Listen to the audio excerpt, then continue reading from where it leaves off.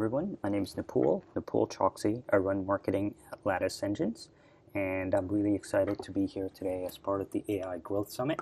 I wanted to talk to you today about how leading companies are leveraging artificial intelligence and data to drive success with their account-based marketing programs. They're using the insights that they're getting through AI in order to create personalized buyer journeys for their buyers, and therefore, as a result, increase their the effectiveness of their campaigns, driving higher conversion rates, improving win rates, and ultimately improving on their net new customer acquisition as well as on their growth customer growth strategies. It's no surprise to any of us in the B2B marketing world that account-based marketing is here to stay. Most marketers believe that account-based marketing is something that's going to help drive a lot of value for their organization. Here are just some three stats from a few surveys that have been conducted just recently that kind of indicate that. However, at the same time, most marketers are challenged with actually seeing an actual increase in sales and marketing effectiveness from their account-based marketing strategies, particularly as we as marketers look to improve on and drive ABM across a wider swath of our target market. That's where the challenges lie. So traditionally, we all know that account-based marketing is really good, and it's really, while challenging, it enables us to really effectively, drive conversion rates and improve on acquisition and cross-sell, upsell, and all that good stuff within our strategic accounts. However, because account-based marketing tends to be very resource-intensive, we're challenged with actually applying those same strategies across our entire target market, not just our strategic accounts, but our enterprise accounts, our mid-market accounts, our SMB accounts. Not just applying ABM for a single product line, but across all our product lines.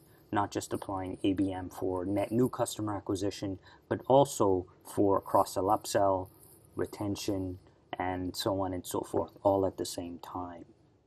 Now, the root cause of this, based on our conversations with companies out there, is as marketers, we know that we need to engage the buyer where they are. The buyers are, kind of choose to engage with brands on their own terms. They want to engage with them across a variety of different channels. And so as marketers, rightfully so, we've made a lot of investments in a lot of different technologies so that we can actually engage with these buyers across all of these different channels, whether it's display, social, email, our sales channels, and so on and so forth. Now, the issue is that each of these investments, each of these technologies that enable us to engage with buyers across each of these channels has its own silo of data, has its own picture of what the buyer looks like. When you do your targeting, for example, via your email marketing system, via your marketing automation system, you're typically using your lead data and your email activity data. Perhaps you're synchronizing your CRM data in there as well. Now, that the targeting criteria that you're using to engage through email is very much different than what your social marketing manager or your social ad person is actually doing. They're actually engaging and using social IDs. Maybe they're using firmographics data and other sorts of lookalike modeling. Now, ultimately, because of all these silos, from an end user standpoint, this results in a lot of fragmented experiences. When a buyer actually engages across different channels, they kind of see a different view of the brand. They see different messages. They see kind of different types of offers, regardless of what part of the buying journey the buyer actually is in. And as a result, that ultimately confuses buyers and turns them off to their experiences with the brand. And so what we've seen is companies that are actually able to do and engage with buyers in a very consistent way, in a very relevant way across all of their different channels, they're leveraging AI and data. And there's four things that they're keeping in mind here. First, they're creating kind of this unified view of the customer, kind of like a 360-degree view of the customer that enables them to aggregate all the data that they have across all these different channels into a single view that they can then use for targeting purposes, for identifying personas and ideal customer profiles, and so on and so forth. What they're then doing is they're actually then using all of this data to create audiences. Now, when you start talking about all of this data, you've got your marketing automation data, your CRM data, start to add in web analytics data, transaction data, third-party intent data, kind of all the searches and, research topics that are being conducted out on the internet. That's a lot of data to actually be able to manage the volume and variety and the velocity of that data, velocity of change of that data just becomes really hard to manage in a manual way. And so what's needed is the automation that AI brings so that it can actually make recommendations around what audiences you actually need to be able to create based on what their likelihood is to actually respond to an offer, based on what their likelihood is to actually convert, given certain characteristics of the buyer as well as the messages that you're actually sending to that buyer. Now, once you've actually created these audiences, what you want to do is then activate those audiences across a variety of different channels. And so, as I said earlier, marketers are getting it right when it comes to engaging with buyers across all of these different channels. The idea here is you want to then take that same audience and engage with them across social, across your display channels, across your email channels, sales channels, and so on and so forth.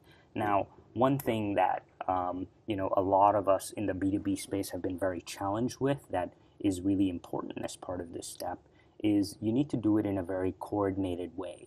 So there needs to be a consistent set of sequences as well as timing that needs to be coordinated between all of the different channels. And those of us who've run multi-channel integrated programs know that that's quite a bit of a challenge, especially as you try to manage and kind of make sure that your digital team is in sync with your email marketing team, which is in sync with your sales team, and so on and so forth. And then the last piece of this is, with great power comes great responsibility, to borrow a quote from, a famous superhero comic book, if you will. The idea here is having access to all of this customer data. That's a privilege, and so we need to make sure that we're treating it with care. So it's not only important to be able to use this data to engage in a very personal and relevant way. We need to do it responsibly. We need to make sure that that data is appropriately secured. We need to make sure that we're in compliance with privacy regulations and rules, things like GDPR, so that we're doing right by the buyer, whose information that we're leveraging in order to make their experience better. Now, we at Lattice, we've worked with hundreds of different companies who've leveraged our AI platform to drive value across the entire funnel. Companies ranging from Fortune 500 companies to up-and-coming unicorns, if you will. They've been able to leverage the AI insights and the data that our platform provides so that they can actually engage at scale with their buyers in a very personal way, in a very relevant way. And the impact is sizable. You can see some of the examples of the metrics that they've been able to see. And so what I want to do is I want to switch gears. That's kind of a high level overview, but kind of the really interesting part here is I want to walk you through three very specific examples. We've from the hundreds of customers that we've worked with, we've called out three specific examples that I thought would be really interesting and really relevant. So the first one that I want to walk through is Adobe. I don't think anybody doesn't know who Adobe is, especially in the digital space. They are a multi-billion-dollar leader when it comes to to providing digital solutions and digital experience solutions for their customers. And so their challenge, specifically, was very much kind of what I described earlier. They wanted to be able to drive, they call it account-based experience, where they wanted to be able to engage via their marketing channels, via their ad channels, via their sales channels, as well as any other other channels that they were leveraging in order to kind of engage with their buyers in a very relevant, in a very consistent way across each and every one of their channels. Now, they'd been doing this for a while. Back in 2013, they started doing this. It started as an account-based marketing program. They call it strategic accounts marketing, where they basically selected 22 accounts. And like most of us getting started with ABM or target account marketing or strategic account marketing, what we do is we typically assign those out to dedicated reps. There's a dedicated marketing resource that is there to do research, provide insights, create microsites, as well as other bespoke content for each and every one of those accounts. And it was going great. But what Adobe wanted to do was they wanted to actually scale that. They started to scale that by basically doing more or less vertical-based marketing. And that enabled them to cover almost 500 accounts in a more relevant way. And then ultimately, they saw the success of their vertical-based marketing program, and they found that they wanted to be able to even apply that to their entire target market, or a large portion of their target market.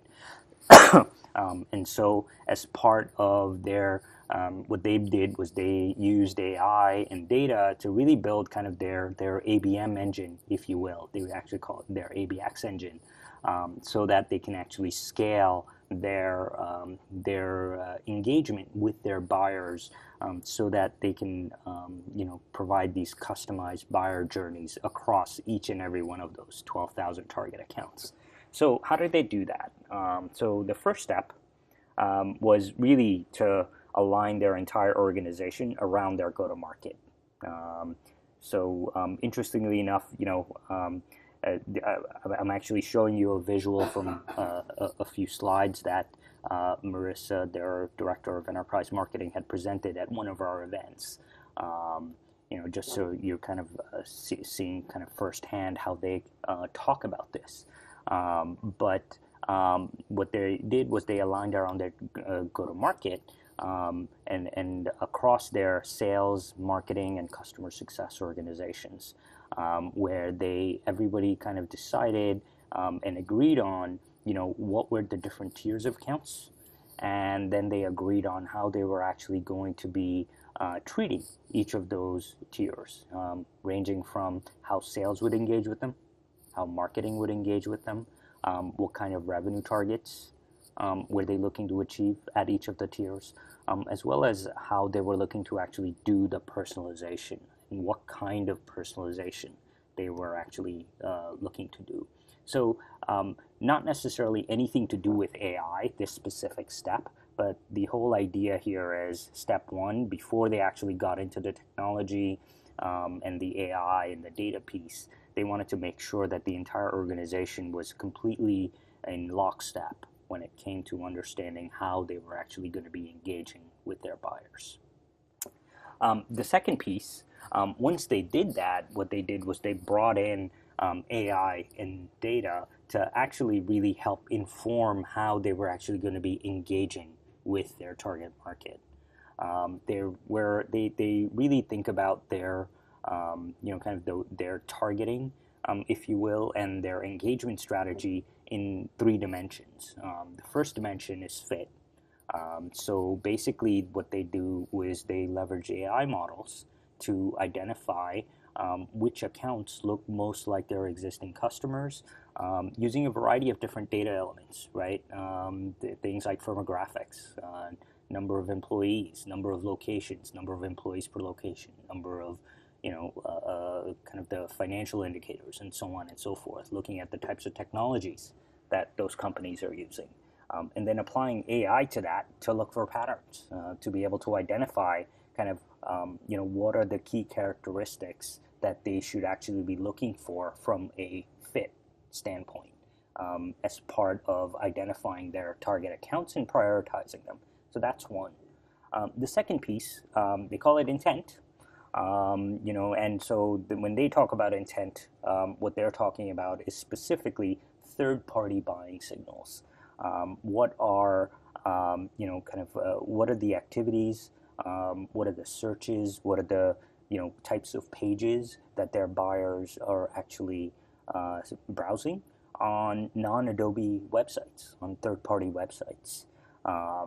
So they're able to leverage that data in order to, again, kind of get a better picture of what it is that their buyers are really interested in. How interested are they, based on the amount of searches, as well as the kind of type of consumption that they're doing for certain types of web pages on third-party websites. And then the third dimension is engagement on their own website. So they'll look at things like web and page visits on their website. What kind of registrations did they get, and attendance did they get for events, webinars, email clicks, and so on and so forth. And so by combining all of these different dimensions, what they're able to do is become a lot smarter in terms of not only who to engage from an account and a contact within that account standpoint, but then when to engage as well, using the intent signals and the engagement signals that they're actually providing.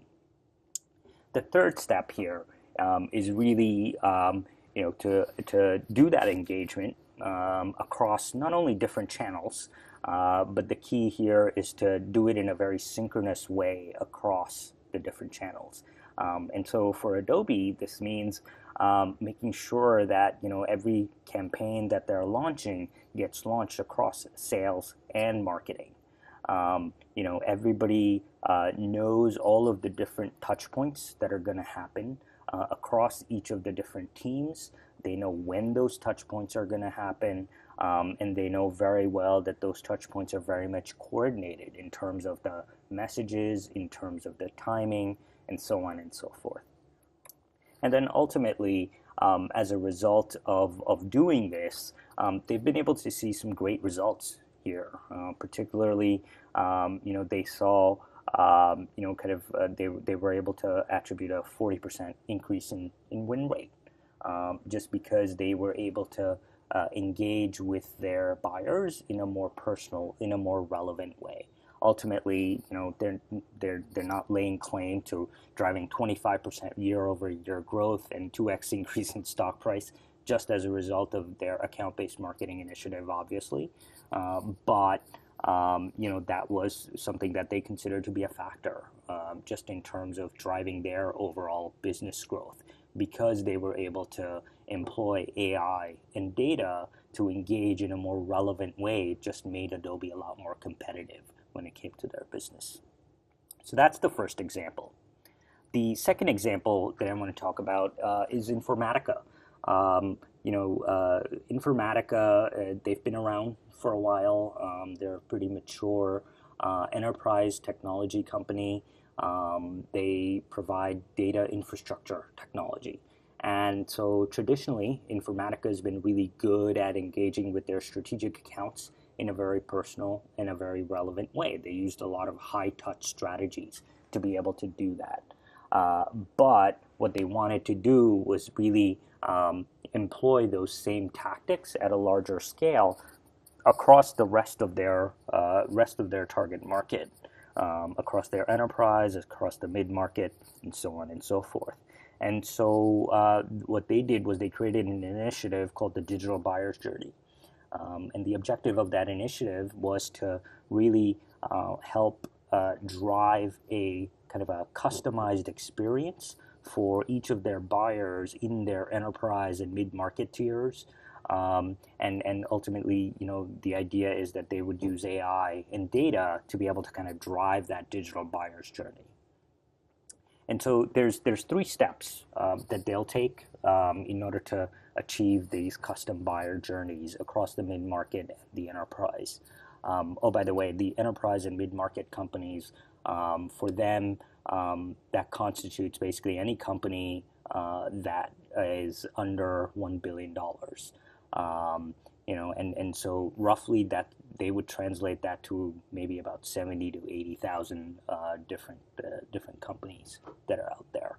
And so what they'll do is they'll first segment those companies. They'll segment their audiences.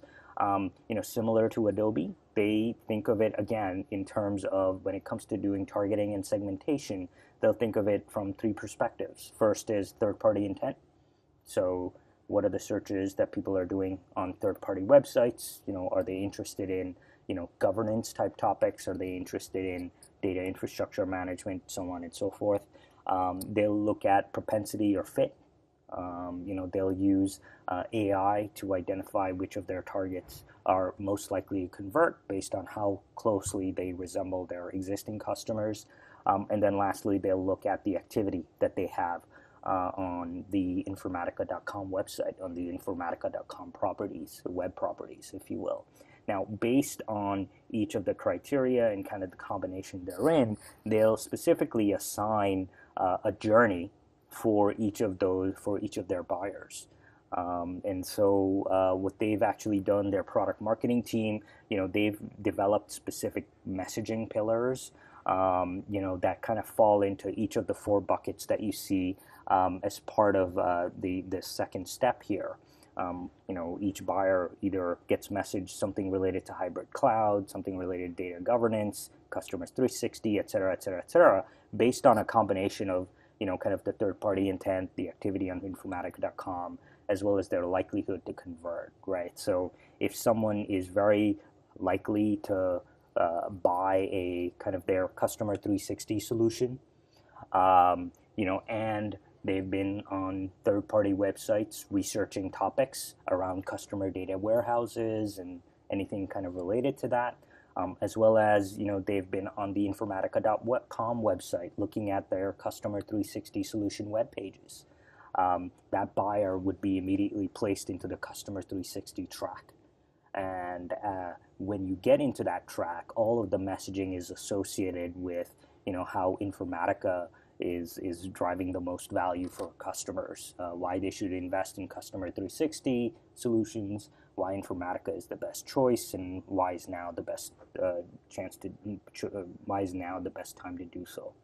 And then lastly, once they assign the journey, they make sure that they engage with their buyers across each and every one of the available channels that they have, from sales to display to email to social and so on and so forth. And so, one thing, what I want to do is just kind of walk you through a very specific campaign that they ran and give you a flavor of the types of results and the impact that they were able to see. So LinkedIn is a key channel for them when it comes to engaging with their buyers. And so what they did was they, kind of ran a pilot, if you will. So any customer, any buyer, if you will, their target market was segmented. Any buyer, and the buyers actually fell into one of their buyer journeys.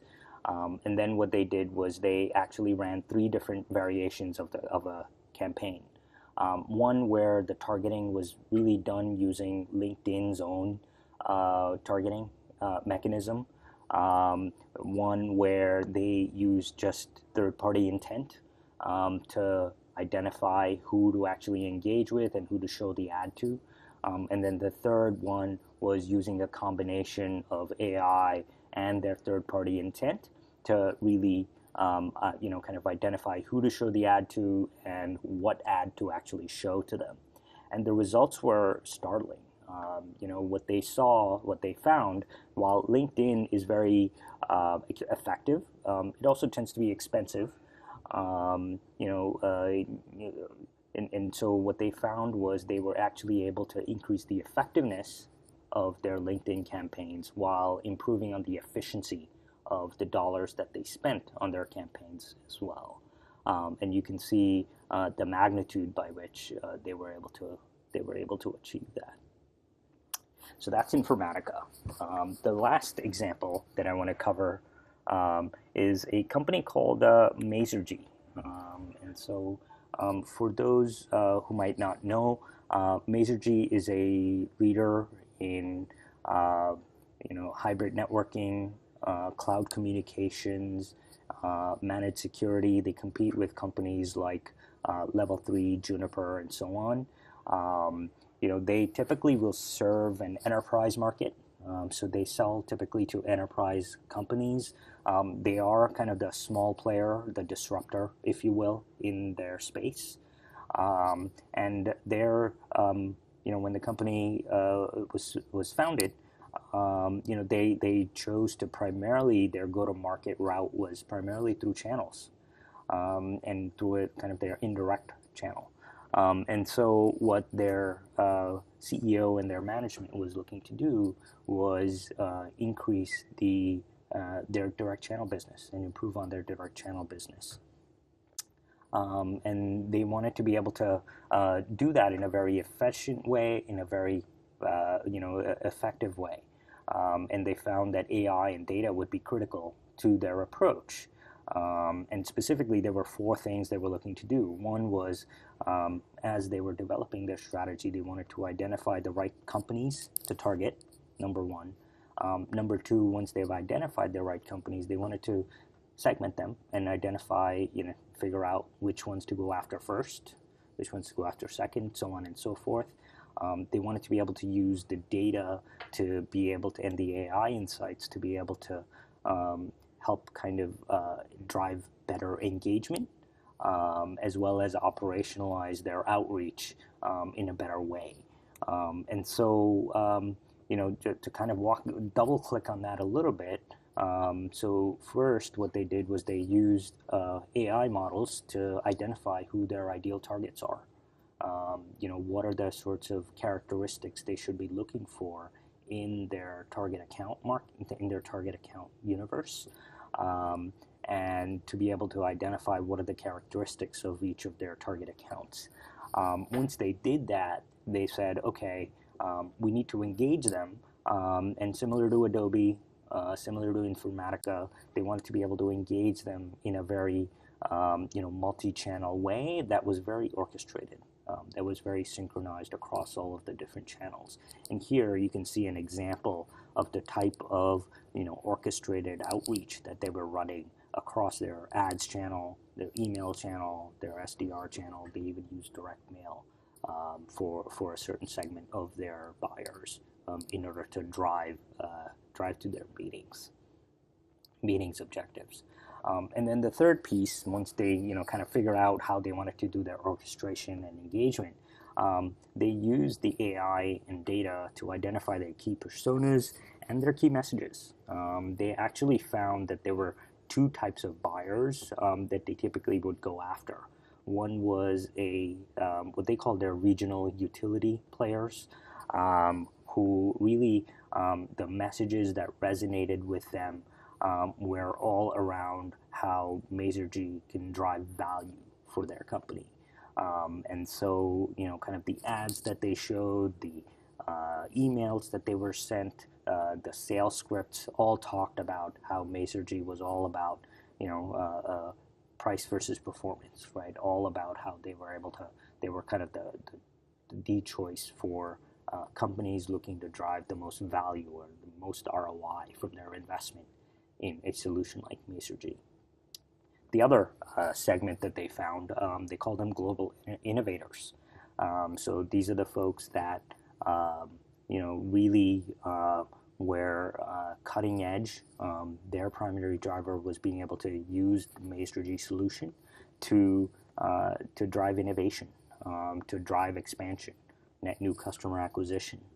And so the content that they would show and the messaging that they created were all around how companies like their buyers, like other global innovators, were actually succeeding. We're actually driving value, right? And so they were able to use the AI and the data to be able to do that. An interesting story here. One of the ways that they identified whether a company was a global innovator versus a regional utility, they actually looked at the types of searches that the buyers did from their target accounts. They also looked at the types of technologies that that had been installed within their firewalls, right? So they'd look at whether they were searching on things like blockchain. They'd look at whether they were Slack users. If you're doing both, it's a good bet that you're probably a global innovator. And so that, again, is kind of a signal that they use to do their segmentation so that they can identify the relevant personas and make sure that they were putting the right message in front of their target accounts. Ultimately, as a result of this program, they saw some amazing results. You can see the stats here yourself, not only driving conversions, but they saw improvement in terms of their opportunity creation, as well as an increase in opportunity MRR in terms of their revenue. They were so successful that SiriusDecisions recognized them as the ABM Program of the Year just a couple of months back. And so there you have it. Those are three really quick examples of companies that are doing some amazing things with AI. Particularly leveraging AI and the insights and the data to drive more relevant engagement, more insightful engagement, more timely engagement, ultimately applying account-based marketing strategies at scale, not just for their strategic accounts, but across their entire target market. And so we invite you to learn more. Over the years, we've had the good fortune of having worked with some of the leading companies out there, Fortune 500 companies as well as unicorns.